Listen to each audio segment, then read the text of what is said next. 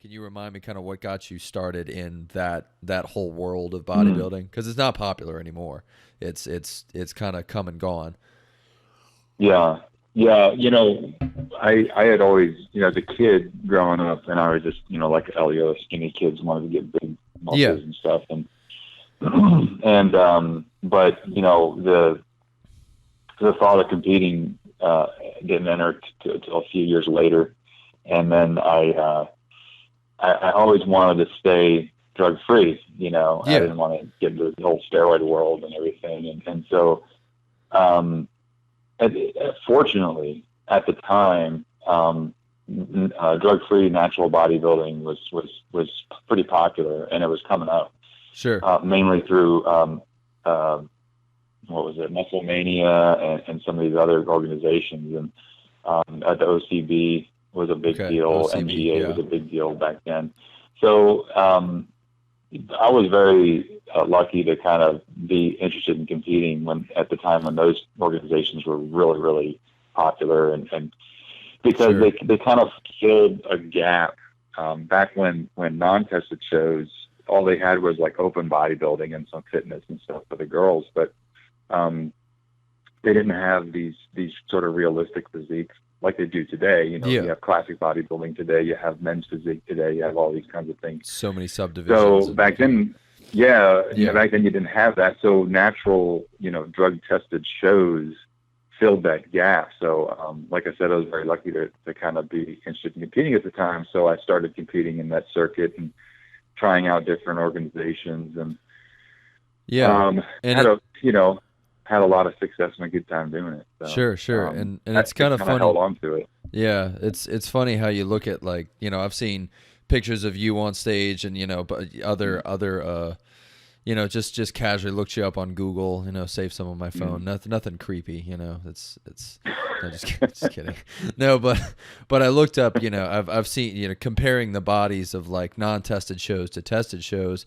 It's Yeah. amazing what tested guys can achieve, because I think you can compare that, like a really well proportioned tested body to somebody who is actually on steroids. Like I think that, especially you looked like one of those guys, even though you didn't take any of the stuff they were on.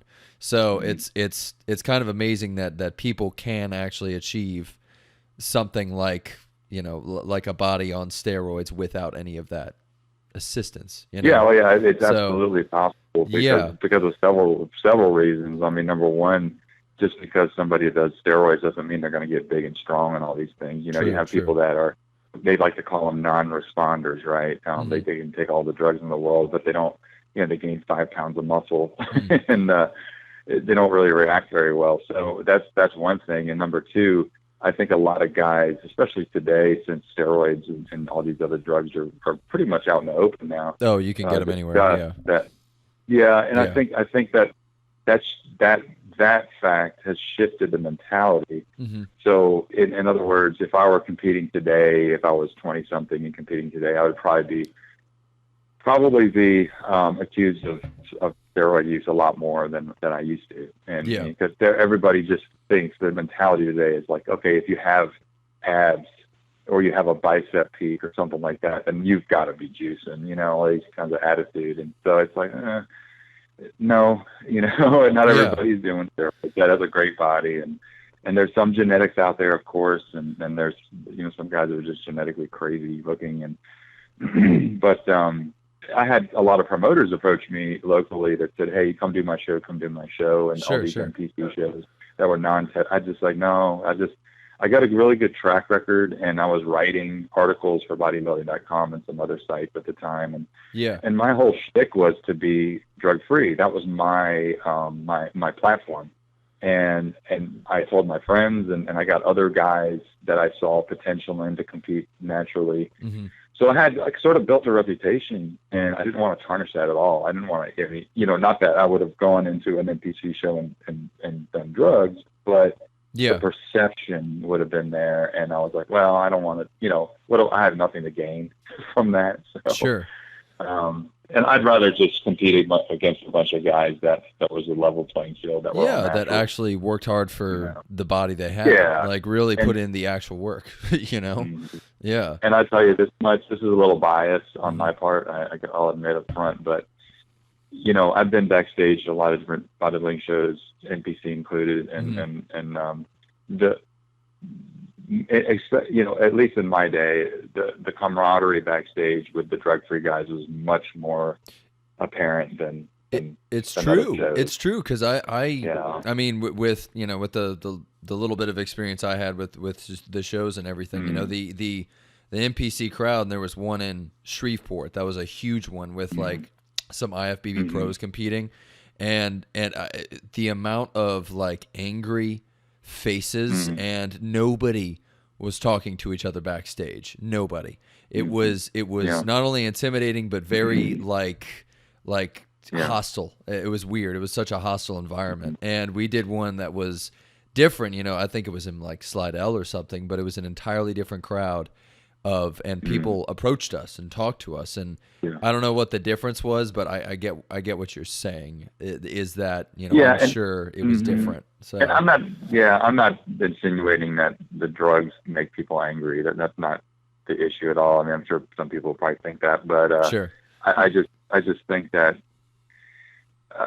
if I had to guess, you know, I think people have that sort of high school football mentality, like in the NPC, that they're going to all be superstars and they got to be serious and they have to be, you know, I'm about to make my big break and all this stuff. And whereas natural shows are just like, we did it for fun. I mean, we all grouped I just packed everybody in a car. We'd drive for hours to a show and all pile in a hotel room or whatever and just help each other out. Yeah. And, it's you know, so awesome. It was just like, fun. Geez. Yeah. It's a thing for dudes to do, but yeah, nowadays it's kind of, I mean, I went to a natural bodybuilding show and it's dwindled, unfortunately, you know. It's not, it's upsetting to see, because I think that, God, it would be cool to have that popular still, you know.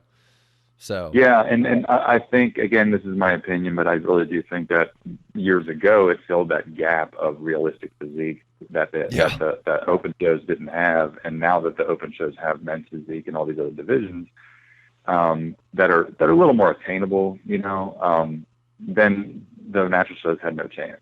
Yeah, and they're just and it's still, even at the lower levels, the physique levels, the men's physique, they're still juicing, they're still doing steroids. It's not it never changes, you know. So it's kind of upsetting, and I'm sure the environment with the natural bodybuilding, people could look at that and more people would be inspired to compete simply because it appealed to the working man. You know, you could potentially get up on stage, you know, if you had some sort of foundation. So yeah. Oh yeah, I had so many people approach me after shows in the gym and everything, and saying, like, you know, do you think I could do that? You know, they always ask me because they saw themselves up there, and that's absolutely that's powerful. Yeah, that's awesome. What was the? I'm with you though. It is a little disappointing, but I think, you know, it's all logistics and money and politics and whatever. Business,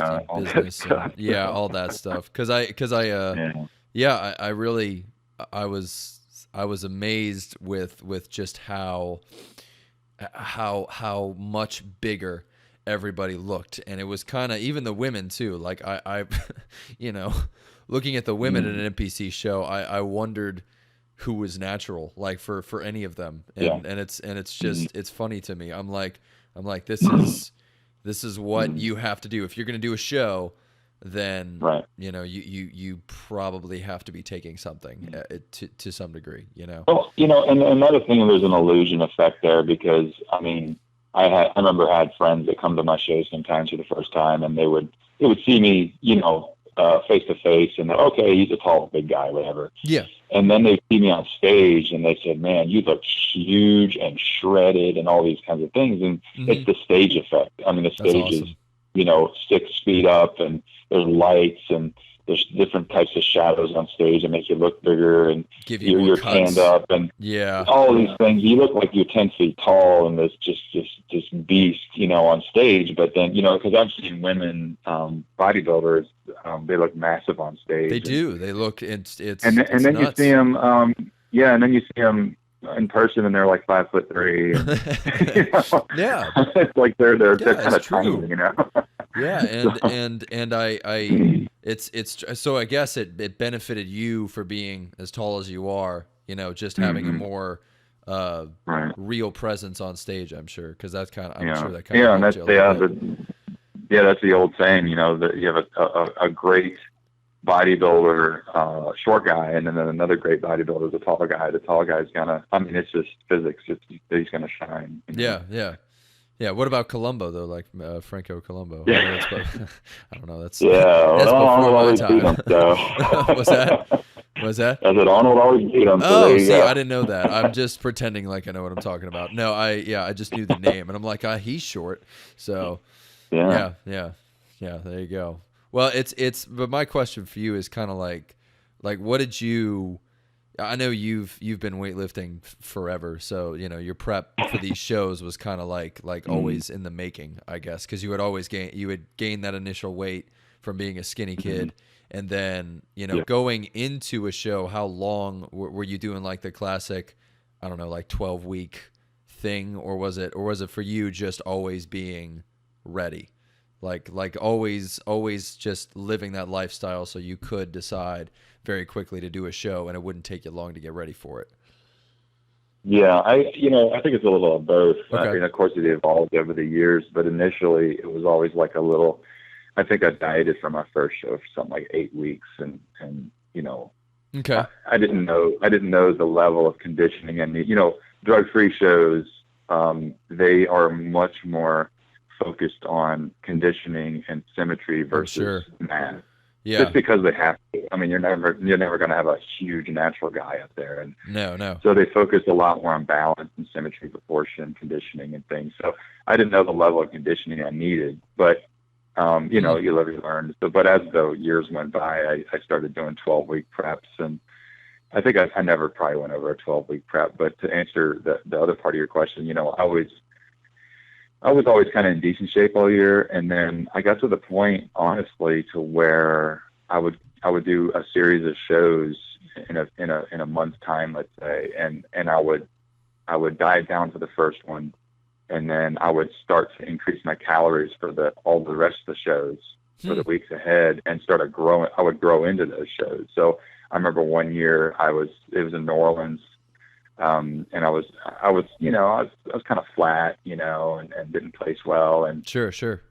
4 weeks later, there was a show in Texas near Houston, and I drove over there, and I actually ate more calories, lifted heavier, all these kinds of things for that show. And I came in bigger, much more conditioned, won the show, all that stuff. So, I got to a state to where I could kind of play with my body weight, but I never was a big like bulk guy. I never like gained 30 pounds or something in the off season, and had to do a severe, 20 something week diet and starve myself on all these things. So I always stayed within 10 pounds probably at the most of my competition weight. And that's hard to do. And just played with it from there. Yeah. That's freaking difficult. Cause I know, I don't know. It's a pitfall, I feel like, if you're trying to gain weight, I guess, before a show, because then, I don't know, I feel like you'd run the risk of looking, not as cut or something like that. It's kind of, so, I mean. Well, especially for slim guys like you and I are more on the slender side of the spectrum, and it's hard for us, we can't really bulk per se and have quality muscle on our body. We're going to look kind of fat. We're going to have a pot belly if we gain too much weight, and skinny arms, and a pot belly. But so, and again, guys like us too have an advantage to where we can almost, I won't say naturally, but we can kind of almost, without trying too hard, to stay on the leaner side of the fence. Yeah. Not shredded all year, but just kind of within striking distance of a competition weight. And it's a little, now getting it left with a body fat's hard, of course, for anybody, but I think it's a little easier. That's why I tell people, the kids that are like in high school, and they're these skinny kids, and they're all like, oh, I wish I was bigger. And I'm like, no, it's an advantage. Your slenderness is an advantage, because when you get in your 20s and 30s, you're going to be slimmer, and it's going to be a little easier to keep that condition. Yeah, exactly. And probably too, just, with being on the slim side for show prep, you could probably cut up easier than any of these mass monsters or the bigger guys, So yeah, because I have no idea what it feels like to be 260 pounds and trying to get down to 230 or 220. I have no idea what that feels like. Sure. So I know what it feels like to go from like 225 to 215. And that's amazing. Yeah. But that's about it. Yeah, and it's. But I'll say this though, real quick, that I am absolutely not a genetic freak. I am the opposite. I have always had problems putting on muscle and being, proportion here and there, sure, putting muscle on my legs and all these kinds of things. And I was 128 pounds in high school, and I had to claw and scratch for every ounce of muscle. I mean, I packed in the calories and did everything I possibly could to put on a pound here and a pound there. So but I kind of have the opposite problem. Yeah, and it's like actual work and everything, and it's taking my tail off 6 days a week, 3 hours a day in the gym, packing in calories every day, and that's why I don't like when people. I'm not a fan of people will be like, oh man, I wish I could be in your shoes where I was like eating all the time. It's just. I don't know. I didn't like hearing that, just because it's like, no, we were on the opposite end, It's like, I was super skinny, like to the point where, and it's not as if I wasn't packing in McDonald's and pizza. I was packing in good food, tons of oatmeal and wheat bread and, protein, all these kinds of things, chicken and everything. But, it's the opposite thing. Right? Yeah, it's not like it was easier. It really was just opposite. Right. Like I remember being too skinny and not eating enough, and really like having to eat more for just health reasons and trying to like what you said, bulk up and try to look muscular. So for me it's self-esteem issues on the opposite end. It's like you want to bulk up, you want to be muscular, you want to like talk to girls or whatever. So yeah, I'm sure that's part of it, but no, I that's amazing. And it was kind of something. What was it that sort of, you just decided one day to do a show, and that was just kind of what made it happen? You just saw it and was like, oh, this would be cool, I should try this out. Yeah, of course, like probably millions of other people, I was a big fan of Arnold, and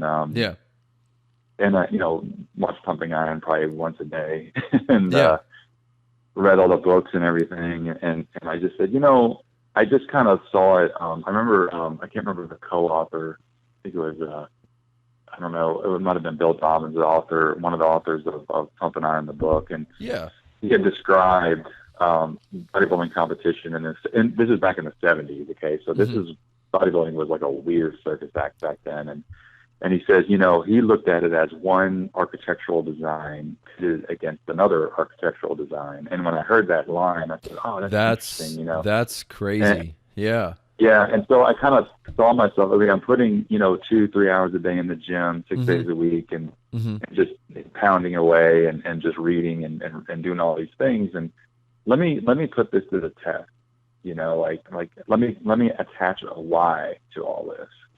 I have the how down, I'm training and dieting and stuff, but like, let me get exposed to the other side of it. And I did, and I absolutely loved it. People said, you're nervous your first day, first time on stage. And I said, absolutely. But honestly, no, I loved being out there. And when my routine was over, or the preliminaries were over, or whatever, I missed it. I wanted to stay out there. Yeah, because it's that buzz. Because it was my design against these other designs. Yeah. And I love the thought of that. And I love the thought of being my own coach. I love the thought of being sort of a solo athlete. I love the thought of just being, not to sound so selfish, but just everything was my doing up there. Sure. And I didn't have a team or a coach or anything else. So that was my design. And, yeah.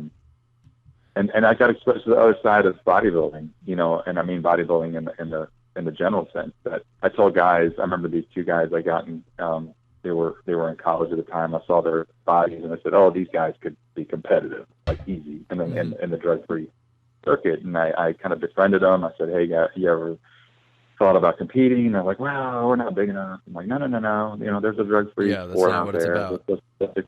Let's explore it. And so they got hooked, and I said, look, guys, I said, you're going to step off stage a different person, because, it's true.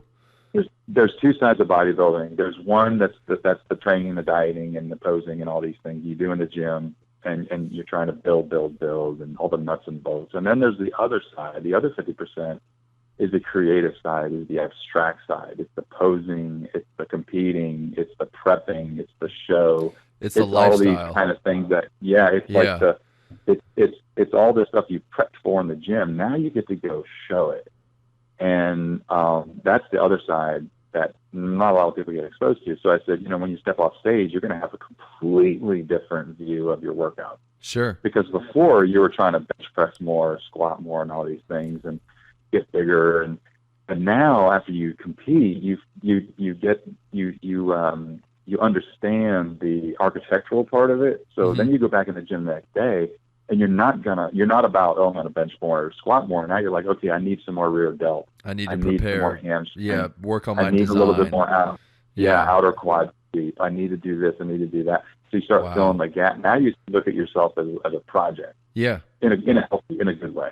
You're a block of marble, and you're etching away at yourself. Now instead of being the big man on campus and bench pressing all the weight and showing off, now you go in the gym and going, okay, my ego is at home. I'm going to leave it at home. I'm going to come in here and I'm going to do, for my next show in 6 months or whatever, I'm going to fill in these weak points. And then, it becomes more of a mission. You become very targeted about your training. Sure. And it's true. And they told me the next day, and they said, wow, after they got done competing, they no longer wanted to see how much they could bench or, all these things. They were more about, okay, I need more upper chest. I need more calves. And, they were picking things apart. Yeah. And it's funny too, like, I guess nowadays, I've seen it with a bunch of people. They kind of just, everybody buys a coach. Like the amount of people who get up on stage for the first time, they literally just purchase a coach.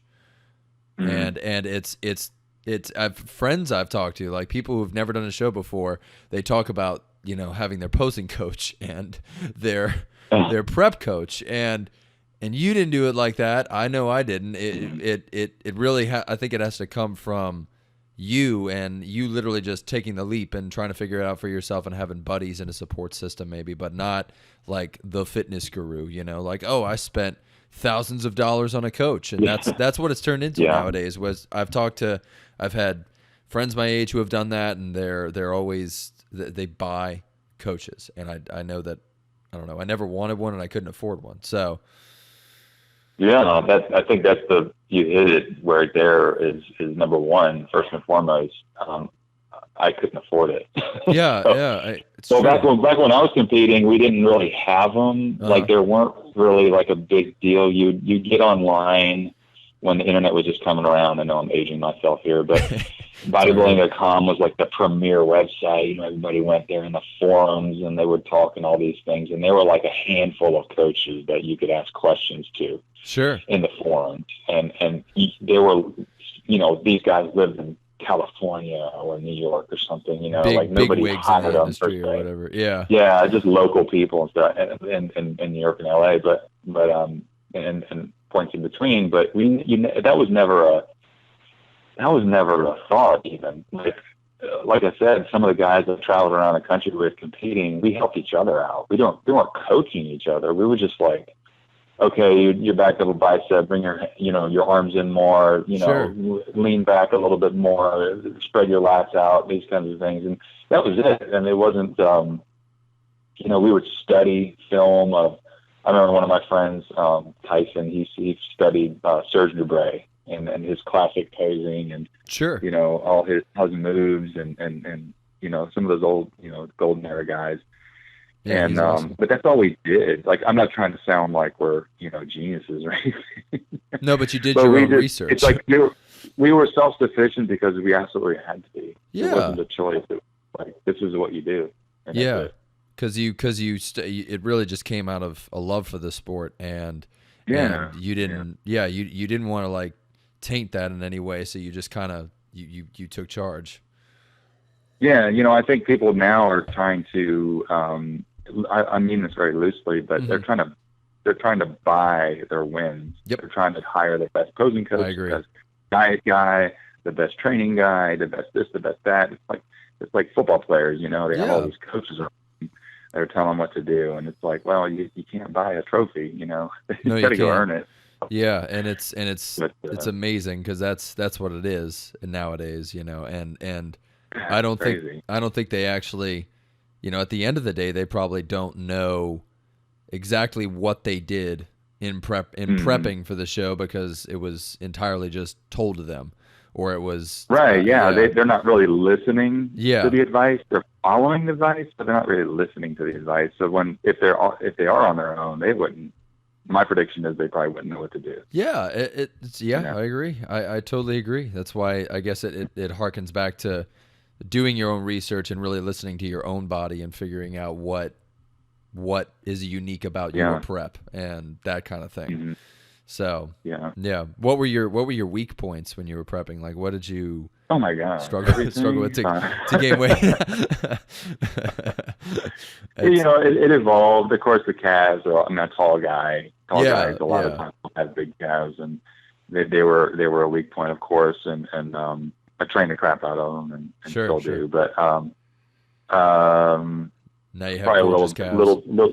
little bit in the chest. I mean, I'm a tall guy, so tall people can pull better than they can push. So I had really good back and biceps and delts and stuff like that. But you know, probably I could have used a little more hamstrings here and there, little things like that. But Yeah. I always had a really slim waist, had a really tight waist. It got to the point to where one show I actually wanted to kind of thicken my waist up a little bit because it was like too thin. I know it sounds Really? weird. I know I'll probably get a lot of hate for that. That's But, amazing. That's so but cool. it was as my lats were wide Huge. and I was kind of bigger up top, and then I was like, okay, my waist it's the waist too slim of a waist makes you almost look skinny. So I was like, Interesting. So but what? Not just muscular skinny, you know, muscular wise, not you know, fat. Not malnourished skinny or Yeah. he looks like he's starving himself. Yeah, I mean, I didn't want to look like that. So. Yeah. What was your waist size, like, just to get an idea? My what now? My waist size? Like your waist size, like your specific waist size when it was at its skinniest. I don't know. They're probably hung around 30. Jeez, somewhere that's around there. wow. Yeah. Yeah, that's intense. God, yeah, that's amazing. And then with your size and everything, that just makes it accentuate it. I mean, it makes it look skinnier. So, yeah. Wow, Yeah, and that's I tried since I was taller and I was competing against some shorter guys. But sometimes the shorter guys look bigger, you know, because they're wider and they look kind of more compact and they look more muscular sometimes. So I would try to do certain poses my own way to kind of hide flaws and make myself kind of tower over them, but look tall and wide and different things like that. So Sure. I would try little tricks on stage. Yeah. You know? So you made use of the illusion. You made use Yeah. of Yeah, you all gotta that. deal with what you have, you know. Yeah. Yeah, it's true. And it was always amazing to me that, you know, you really do need, I think, sort of a genetically thinner waist, you know, just to be able to make it work on stage, I guess. So yeah, that's amazing. So that's really cool. And you and I noticed you did some modeling too, huh? After the shows. I'm just throwing that in there. That's just some little, and that kind of hooks right back into what I was saying about earlier about how a lot of these photographers and guys for websites and magazines and stuff. They would show up at shows. A lot of them would show up at natural drug-free shows, the test shows, because these are the physiques that were realistic. Yeah, and people want to mimic. That they wanted to take photos of that grabbed their audience. So we would go do photos out by the pool and the beach, and it's a little. I'm not comparing by any means, but it's a tiny bit reminiscent of like the old Muscle Beach in the 1960s, when they would just want these really good-looking physiques, like Steve Reeves and Dave Draper, and that weren't huge and bulky. They were just like these really great physiques, and they just looked get good on the beach, with, just have that scene, that whole kind of vibe. And the big, bulky, open bodybuilder guys kind of didn't exude that as much, and they were more about like shooting those guys in the gym, lifting, 600-pound squats and stuff. And with us natural guys, they wanted us on the pier at the beach, or running in the sand and different things like that. So beach, but they would a lot of those guys. There were a lot of those guys at these natural shows that would show up, and I love that. After the show, and after the prejudging, and in the morning, they would approach you and they'd say, "Hey, you do a shoot." Okay, cool. You know, and we, because a lot of these shows are held, especially the ones in Florida and California, were held near the beach, and they would try to go use those backdrops and as much as they could. So it was cool. It was really a good experience. Yeah, it seems like you have to pay for that now, because I don't, I can't. I think people don't like approach people at a bodybuilding show and say, "Hey, I have this photo shoot. You want to do it?" Like it seems so cool that opportunity would just sort of plop in your lap. Like, oh man, now I'm getting paid. It's different. It's hard to think about it now. With the way things are now, because now back then there was no social media. The internet was new. Mm-hmm. So there was no self-promotion back then. There was very little self-promotion. So it was just starting. Because nobody had Instagram, nobody had, all these kinds of things. So sure. And YouTube was around, but there wasn't like, YouTube was just a bunch of dumb like cat videos and stuff back then. So and it still is. And so nowadays everybody is promoting themselves so much that you can get as a photographer or as a content creator, or somebody wants to get physiques, pictures or whatever, build a business out of it. They could just pretty much get anybody for free. Exactly. Nowadays. Yeah. They're a dime a dozen. Yeah, because everybody wants to be a star, right? But and it was funny because back then at the shows, I didn't even realize it. I was there to compete, and I wanted to win a show, and all these strange photographers would come up to me and ask me questions. I'm like, what are they doing here? Sure. I was like, oh, is this a thing where you get to pay me to go photograph? Yeah, that's amazing, because it's not done anymore. I think everybody's doing exactly what you said. It's just everything is online now. So Instagram. It's a reciprocal now. Everything's a reciprocal. Everything is if you want to be famous, you just get an Instagram and start posting at it 8 hours a day.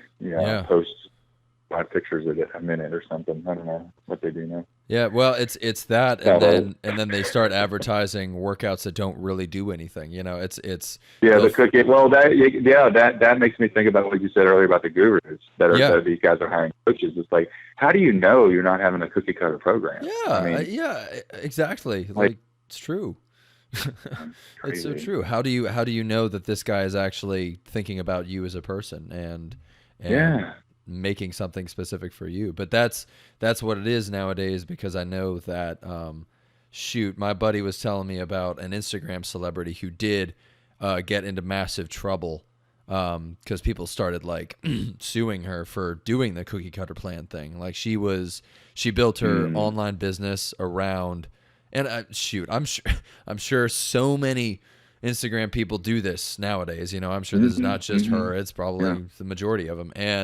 But she specifically got in trouble because I think she was probably the one that made that popular, of building this massive cookie cutter program empire. And so people were comparing their plans and be like, oh shit, like this is the exact same as mine, So Yeah. it's bizarre to me is that it turned into just a massive money making scheme, as opposed to actually helping people. Oh, that's what it is. Mm-hmm. They call it the fitness industry for a reason. Yeah. They use the word industry. So it's a business. It is a business, and I think there's a huge gap between real health, whether it be, that can include in building muscle and getting stronger and leaner, and that can be on the health, absolutely. Yeah. But being healthy and getting health for yourself and doing something that you really truthfully love to do and want to do. And the other side of that gap is the money, is the industry, is selling. It's fame. It's, it's advertising and marketing and all these kinds of things. And it's just like, that's all it is. I just kind of feel like, I feel like I woke up one day and going, what the hell happened? Yeah. And it's entirely about sponsorships and marketing, and people are, they'll supplements. And it used to be separate. Years ago, it used to just be the big companies that did that. Sure. Right. And you could separate that easily. Oh, bodybuilding.com, they're trying to sell me supplements. Okay, I get it. And put them over here. Yeah. But now the companies are competing with Joe Schmo, who has 1.2 million followers on YouTube. Yeah. That's in his basement, shooting videos. And it's like, now the line's blurred, okay, am I being marketed to like all the time? Yes, you are. Yes, you are. Yeah. It's always a sales pitch. And it's I remember when, I think you know this guy too. He's the Kino Body, I think. I think I've heard of him. Yeah, Kino Body guy. He was. I don't know where his ads have gone, but I remember maybe like a few years ago.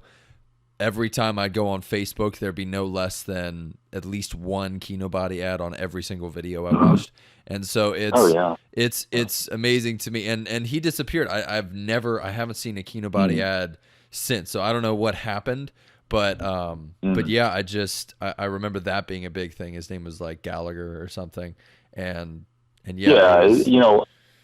sound a little bit like a Luddite here, but I always say there's a red flag, and you see something so advertised, so out there, so much of it, and then they disappear, and it's like. It was weird. Yeah, it was so strange. I was like, I thought this guy was relevant, and I'm sure he was for a while, but then he just disappeared and did nothing. So and I think it's still out there, but just the ads have gone, and I don't know. Right. Somebody's taking his place or something. Yeah, I don't know. Just hell if I know. But that's what I see. And then, the other problem too is that that's what I don't quite understand why people, I guess, gravitate toward that, because me personally, I don't find somebody inspiring who's, taking their shirt off and posting a bunch of like hashtag Rome wasn't built in a day, or hashtag be your true self or something. And I know that people gravitate toward that, and I'm not even sure their market is like defined. I think they just start doing that, and then it's bizarre. Yeah, people find that attractive and find that interesting and want to gravitate toward that. I think this is all my opinion, but I think it has a lot to do with, I'm going to get deep here a second, but I think that's fine. I think it has before really the internet exploded, and especially social media. Before all that, we used to be researchers. We used to be seekers. Yeah. We used to be explorers. We used to say, okay, I want to do this, so I'm going to do my research. Learn about it. And I'm going to go find out how to do it and learn about it. I'm going to educate myself about it, all that stuff.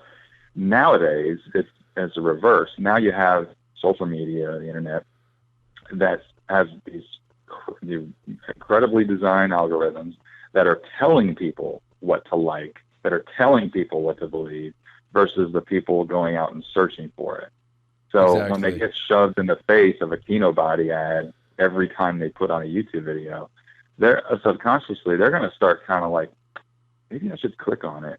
Like I want abs like that, instead of going, okay, I want to be leaner for the beach season, then I'm going to go seek some information about how to do that, about diet, exercise, all these things. So people don't do that anymore. Sure. They just kind of inhale whatever is thrown in front of their face, they get on Facebook or Instagram, and they're just shown so much stuff, and not just marketing, but just people they're connected with, and these companies and all these things. And Yeah. so then they don't think for themselves. They're just being fed Information, stuff, and they become information like, oh, you need to hire me, you need to hire me, you need to buy this, and yeah. and instead of going out and it's kind of like, this is a stupid analogy, but it's kind of like a guy that hires somebody to mow his grass, and okay, go mow my grass, and all of a sudden the guy's, hey, we can't mow your grass for a few months, and then the homeowner's like, crap, I don't have a mower, I don't know how to mow the grass, I don't know what to do. Yeah, it's that's a little out there, I know, but it's kind of the same analogy. It's like, Sure. You've always had somebody else to do it for you, and then like, I should have been paying attention. Yeah, I should have actually been listening. I should have been figuring it out myself. Yeah.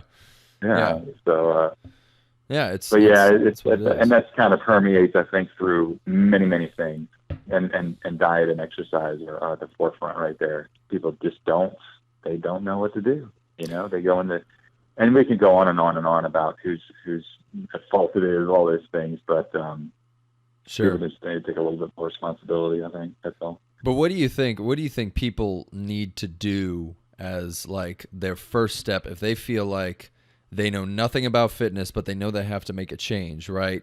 What's their first step they should take to maybe get started on some sort of progress? Because that's always kind of my thought, is that like, if you feel like you know nothing, I guess we live in a day and age where it's better to, like what you said, kind of figure out where you have to start, and because you're inundated with all this crazy, all this marketing and everything, and the reality is that you can't listen to that. You have to start somewhere. So what would you suggest to people who just need to get started?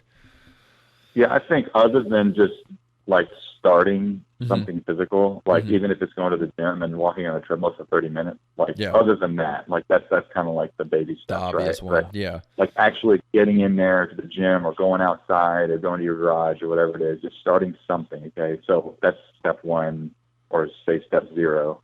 Yeah. It's the negative step. I think when it comes, I think that when it comes to though, like saying, okay, I want to like build a body, I want to be a little more muscular, I want to get some muscle, I get some strength, I want to be in good shape, I want to feel better.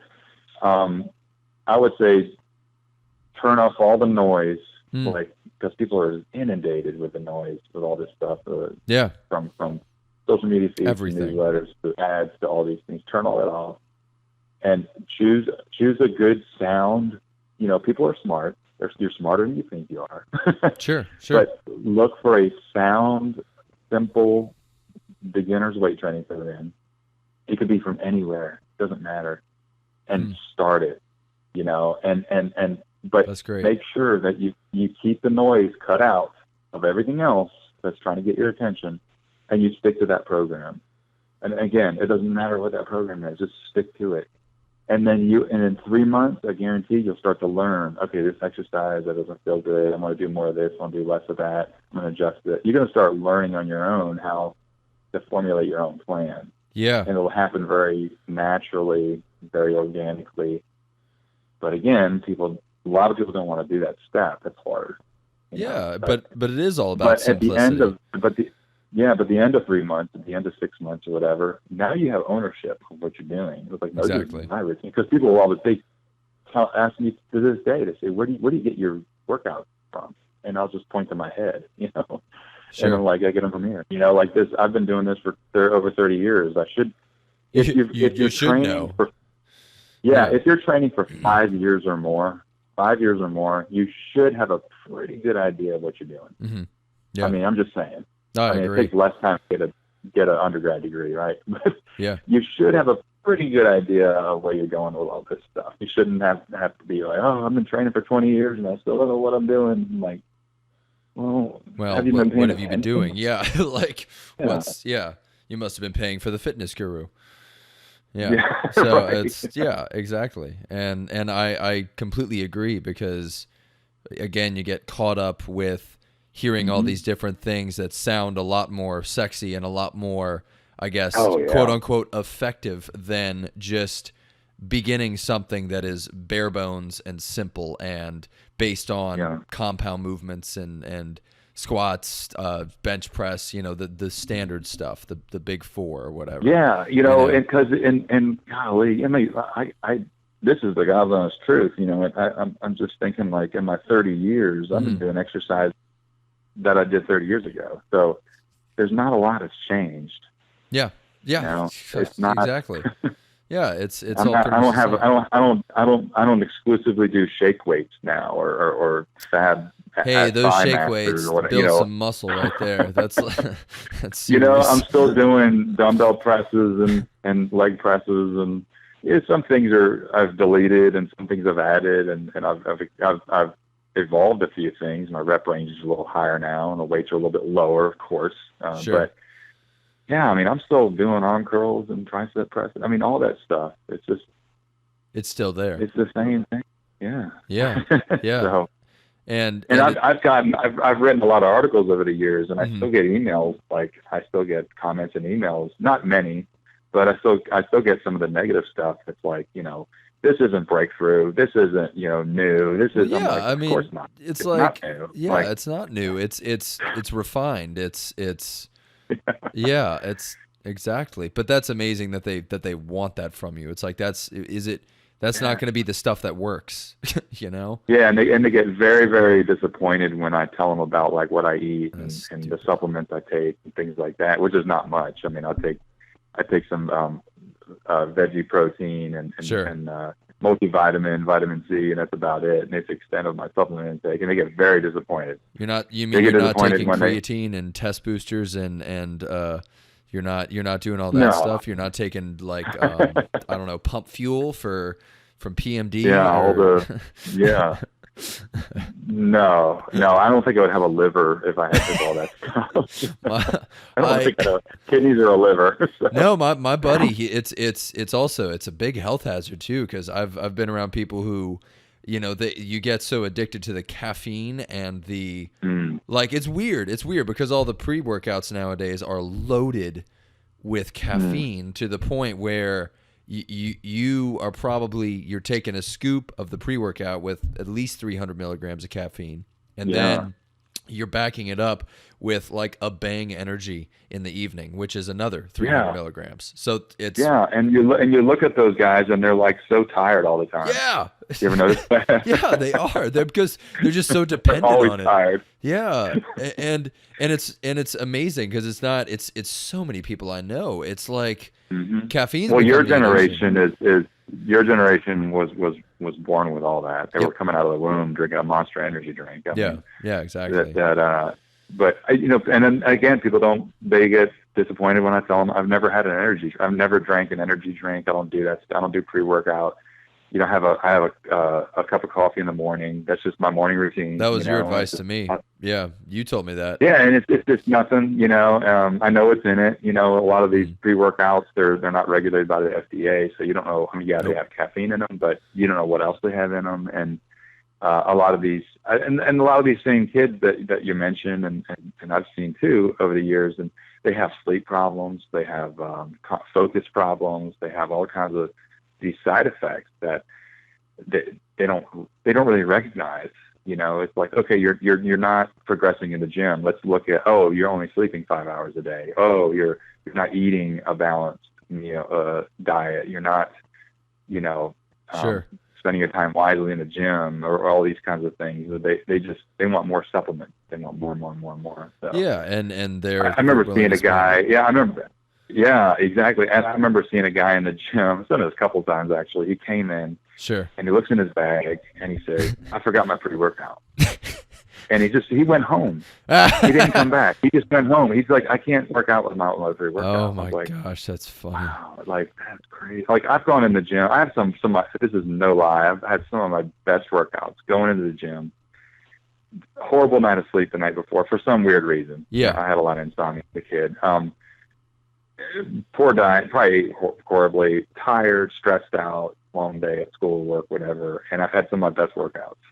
Just because it just kind of like, that was a challenge. Like, okay, dude, I stepped outside of myself. I said, okay, you're going to be tired today? All right, let's see what you got. And then you were too tired to care about, like, how it felt or how tough it was. You just did it. It was just. Yeah, just freaking do it. And Yeah, that's kind of that's my pre-workout. Yeah. The kind of mentality, like kind of adopting that.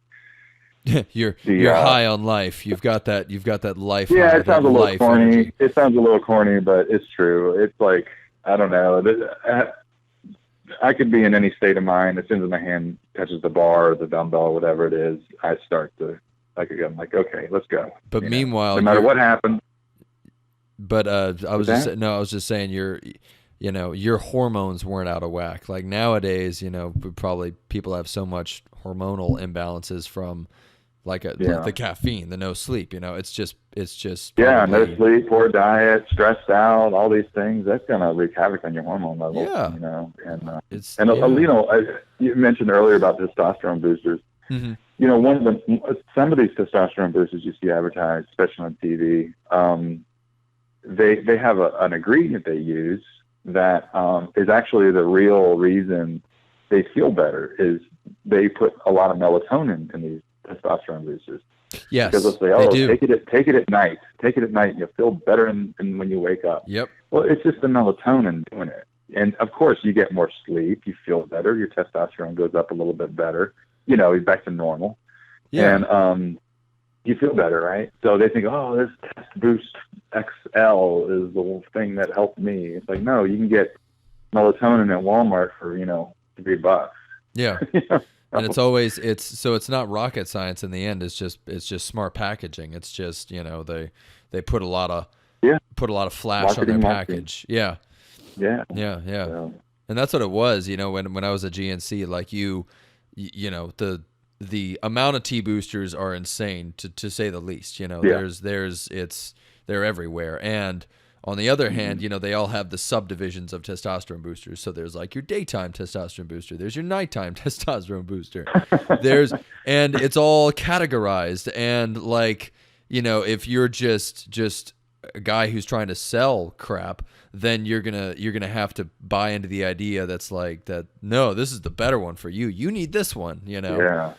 And so and like I said, over my 30 years in the quote unquote fitness industry, I've seen so many supplement companies come and go, like hundreds of them.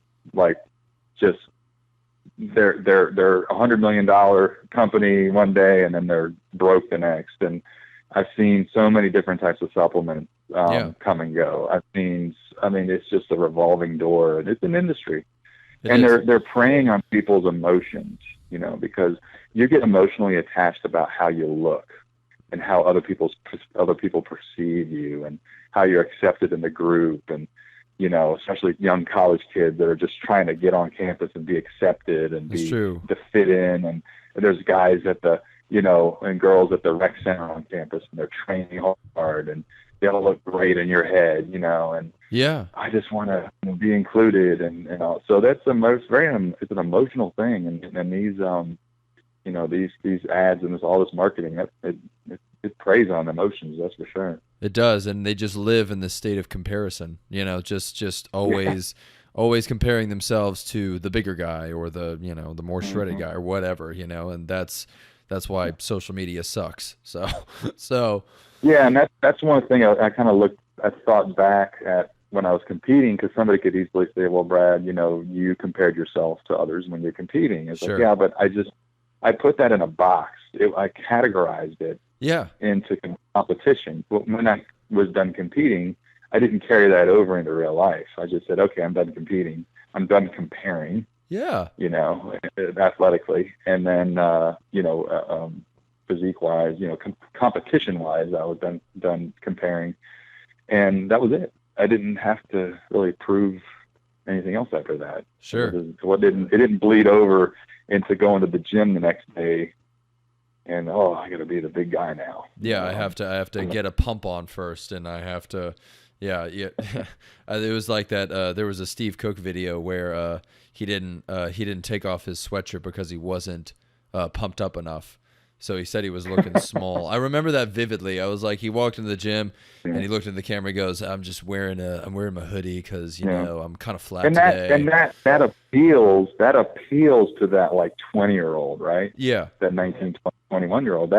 They understand that. They're like, wow, yeah, Steve gets me, like Steve understands. Yeah, but it's I do that too. It's You know, weird. one days I feel kind of flat or not pumped, I keep my sweatshirt on too. And Sure. again, that preys on emotion. That's emotional, you know, so people, they'll click like and subscribe, and you make Steve more money. Interesting. by Yeah, doing exactly. that. Yeah, exactly. There you go. Give him more access to his short That's right. shorts. Yeah, his gym shorts. Yeah. Yeah, or what, whatever it But is. he's in that. Hey, you know, I know Steve Cook is a popular guy. He's Yeah, probably got lots of followers. And he's in the money market too. for sure. He's there to make money, and you know, he's a likable guy, whatever, and all-American kid, whatever. But he wants your money. Yeah.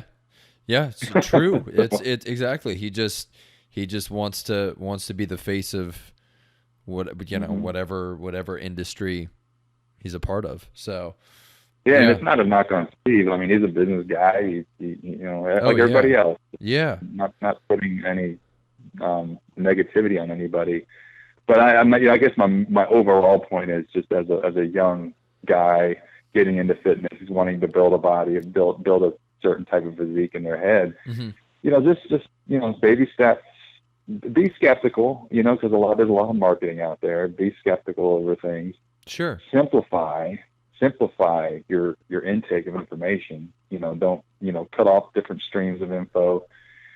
You know, just cut them off and get a good, sound, quality plan, and use the crap out of that plan. Just stick to it for at least 3 to 6 months. Okay. You know, not at least 6 really, but and just hammer away at it and adjust along the way. And but don't get inundated with all this information. And I tried this routine. Next week I'm going to try this routine. And that one didn't work. Okay, next week I'm going to start this one. And yeah, well, yeah, nothing will work. It's true. It's like you just keep skipping because something else seems better. It's like, you know, I think my body would respond better to this. And it's the next shiny thing.